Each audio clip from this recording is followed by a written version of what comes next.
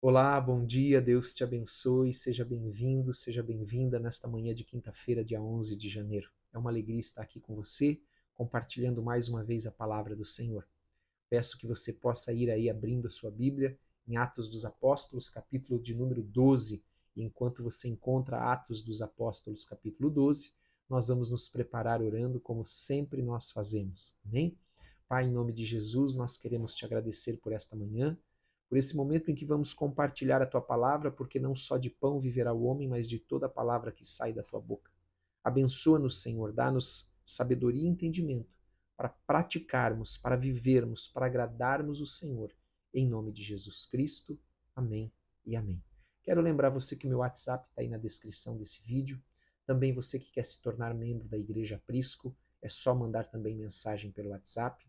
Também que hoje às 19 horas nós temos o nosso culto, 19 horas da noite, o culto, e que você é o nosso convidado. Eu tenho certeza que o Senhor vai trazer uma palavra poderosa para a tua vida, em nome de Jesus Cristo. Amém? Enquanto você aí já abriu a sua Bíblia, já está aí preparado para ler Atos capítulo 12, verso 1, que a epígrafe diz assim: Herodes persegue a Tiago e a Pedro. Então nós vamos ler aqui a partir do versículo 1, falando um pouco, Lucas contando um pouco dessa perseguição feroz, dessa perseguição de forma agressiva que a igreja estava sofrendo pelas mãos de Herodes. Então ele diz aqui, por aquele tempo mandou o rei Herodes prender alguns da igreja para os maltratar. Quem é esse rei Herodes? Tem tantos Herodes e às vezes as pessoas ficam perdidas, querendo saber quem é esse Herodes. É o mesmo Herodes que mandou cortar a cabeça de João Batista? É o mesmo Herodes que mandou matar as crianças quando Jesus nasceu? Não. Nós temos Herodes o Grande, que é aquele Herodes que governava toda aquela região. Depois nós temos aquela região após a sua morte, dividida em regiões menores, governadas também. Houveram ali 7 outros governadores que governaram aquela região em partes, né? Já agora em pedaços, porções daquela região que anteriormente era governada de forma única por Herodes o Grande. Então, um dos Herodes desta região, quando ela foi dividida, era Herodes Antipas, que é o Herodes que cortou a cabeça de João Batista. Agora nós vemos um outro Herodes, esse Herodes é Herodes Agripa. Herodes Agripa, ele é sobrinho de Herodes Antipas, aquele que casou com Herodias, mandou cortar a cabeça de João Batista, e ele é neto de Herodes o Grande. Algo interessante é que Herodes Agripa ele passa a governar essa região que foi outro momento governada por Herodes o Grande da mesma maneira, como uma única região.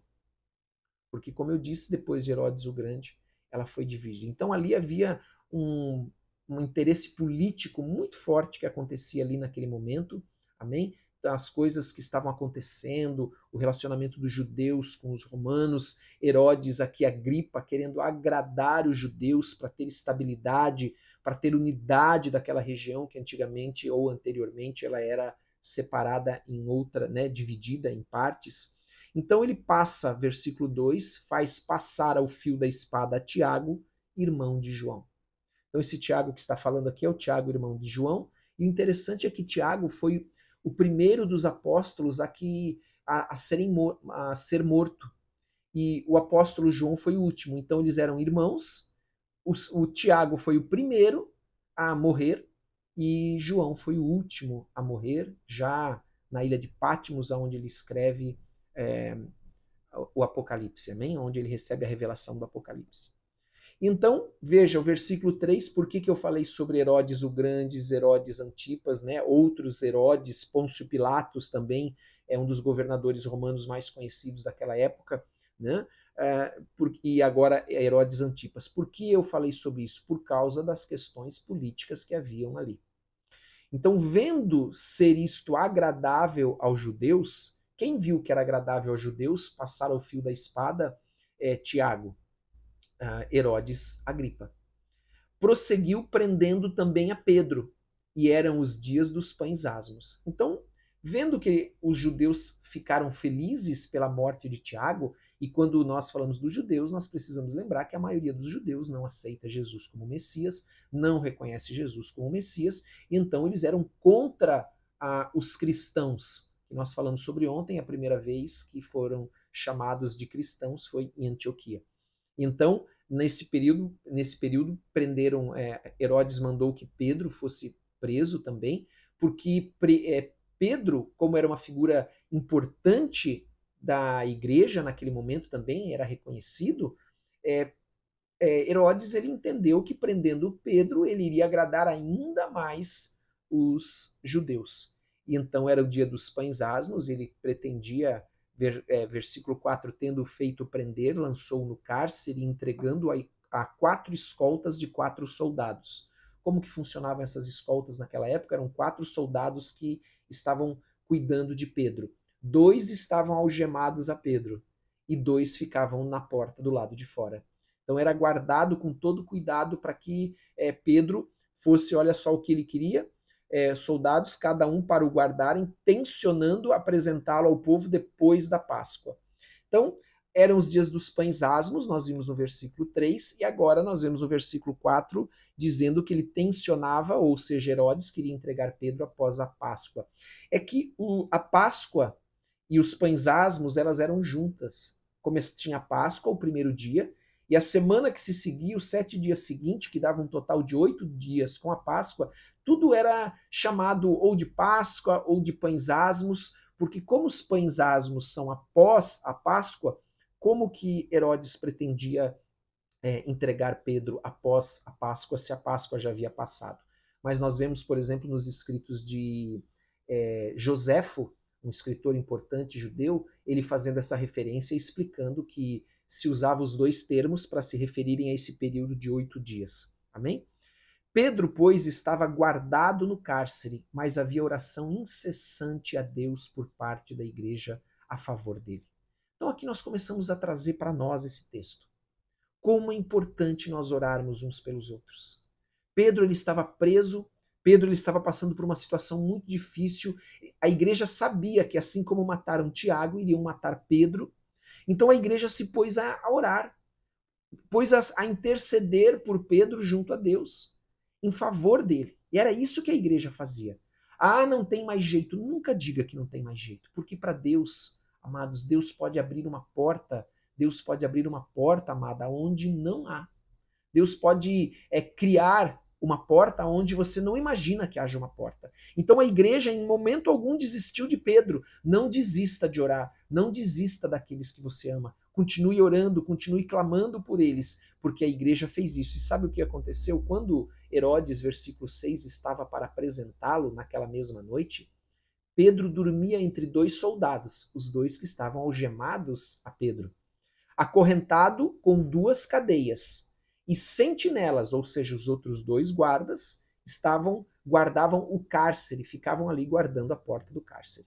Então Pedro estava lá preso, estava chegando o fim desse período que é Páscoa, mais 7 dias dos pães asmos, e Herodes então iria apresentar Pedro para que ele fosse morto, agradar os judeus, né? Fazer esse agrado aos judeus. A situação de Herodes Agripa não era boa com Roma, então ele estava buscando apoio dos judeus para que os judeus sustentassem o seu governo, né, naquela região. É muito importante, é interessante esses dados históricos, é importante nós vermos, amém, que mudam os nomes, mas as coisas continuam funcionando da mesma maneira, não há nada novo debaixo do sol. Diz então a palavra aqui, eis porém, que naquela noite, quando Herodes, né, estava já para apresentar Pedro no dia seguinte, então em cima da hora, no último momento, então nós devemos crer e esperar até o último momento o agir de Deus com oração, com fé, crendo, com disposição, com perseverança. Eis porém que sobreveio um anjo do Senhor e uma luz iluminou a prisão. O Senhor enviou um anjo até onde Pedro estava. Amado, creia que o Senhor pode enviar um anjo agora mesmo aonde você está. Aonde aquele por quem você ora está. Ele envia um anjo e uma luz iluminou toda a prisão. Sabe, amados, a luz vem trazer claridade, vem trazer, vem iluminar as trevas, venha fazer com que as trevas fujam. E o Senhor vai fazer com que todas as trevas fujam da tua vida, em nome de Jesus. Amém? E ele continua e diz assim, tocando ele o lado de Pedro, porque possivelmente estava dormindo, o despertou, dizendo, levanta-te depressa. Então as cadeias caíram-lhe das mãos. Veja, aquelas cadeias que o prendiam, agora elas milagrosamente se soltaram. Nós vemos que Deus é um Deus de milagre, Deus é um Deus poderoso para fazer infinitamente mais, além daquilo que nós podemos pensar ou imaginar. A igreja estava lá orando, diz a palavra, incessantemente por Pedro, e o Senhor então opera um milagre. Chega aquele momento onde ele envia um anjo e ele livra Pedro das cadeias, ele ilumina todo aquele lugar que estava em trevas, porque essas prisões, esses cárceres, eles eram escuros. Então as cadeias caíram das mãos. E disse o anjo no versículo 8, cinge-te a calça e calça as sandálias. E ele assim o fez. Disse-lhe mais, põe a capa e segue-me. Amados, como é importante nós seguirmos a Deus. Nós seguirmos a palavra do Senhor. Porque a palavra do Senhor vai nos dar direção sempre. A palavra do Senhor vai nos mostrar o caminho que nós devemos tomar sempre. E quando nós estivermos em alguma situação difícil, alguma situação que nós não sabemos o que fazer, que nós não encontramos ainda uma direção, que nós esgotamos as nossas possibilidades, que nós não podemos fazer mais nada, o Senhor vai operar um milagre. O Senhor vai te libertar das cadeias. Se você está preso em cadeias, seja elas quais forem, de que circunstâncias forem, o Senhor vai te libertar. Se você está preso, o Senhor vai te libertar. Em nome de Jesus. Amém? Preso em situações, em circunstâncias que você não sabe mais como fazer, como sair, Ele vai te libertar. Se você, amados, não está vendo uma saída, não está vendo uma direção, o Senhor vai iluminar o lugar que você está para que você encontre a saída. Ele não vai te deixar sem saída, Ele vai responder a tua oração, porque a vontade do Senhor ela é boa, perfeita e agradável. E o anjo diz para ele, olha, cinge-te, ou seja, veste as roupas, calça, sandálias. Ele assim o fez e disse-lhe mais, põe a capa e segue-me. Amados, nós precisamos seguir a Jesus, nos arrepender dos nossos pecados. Amém? Converter aqueles caminhos que não agradam ao Senhor. Ou seja, eu reconheço que eu estou indo por um caminho errado, eu agora vou mudar o caminho em nome de Jesus e andar com o Senhor. Declare e faça do Senhor Jesus Cristo teu único e suficiente Senhor e Salvador, não só da boca para fora, mas andando na sua palavra, praticando a sua palavra, vivendo a sua palavra, agradando a Deus, em nome de Jesus. Porque quem ama o Senhor, aquele que ouve a sua palavra e obedece. O Senhor Jesus te ama. O Senhor Jesus te chamou para que você seja uma bênção. Sê tu uma bênção em nome de Jesus. Amém? Quero orar por você. Coloque diante do Senhor a tua vida. Pai, em nome de Jesus, nós queremos te agradecer por esta manhã. Queremos te dar toda a honra e toda a glória por esse dia que está começando, por mais esta oportunidade que o Senhor nos dá. E nós, Senhor, queremos te pedir perdão pelos nossos pecados, assim como temos perdoado aqueles que nos têm ofendido. Perdoa também as nossas fraquezas, as nossas transgressões. Não nos trate segundo as nossas transgressões, mas sê misericordioso conosco. Eu quero te pedir, ó Deus, nessa manhã, que o Senhor venha trazer, ó Deus, uma unção nova de fé, porque a fé vem por ouvir e ouvir a tua palavra. Senhor, traz uma unção de fé para aquele que está como Pedro, talvez numa prisão, talvez não seja uma prisão como uma cadeia que ele estava, um cárcere, mas sejam cárceres emocionais, sejam cárceres, Senhor, de circunstâncias, e que ele não sabe, ela não sabe mais o que fazer, não tem mais como sair dali, não vê uma saída. Senhor, vem trazer direção. Vem iluminar o lugar onde eles estão, Senhor, e mostrar a saída.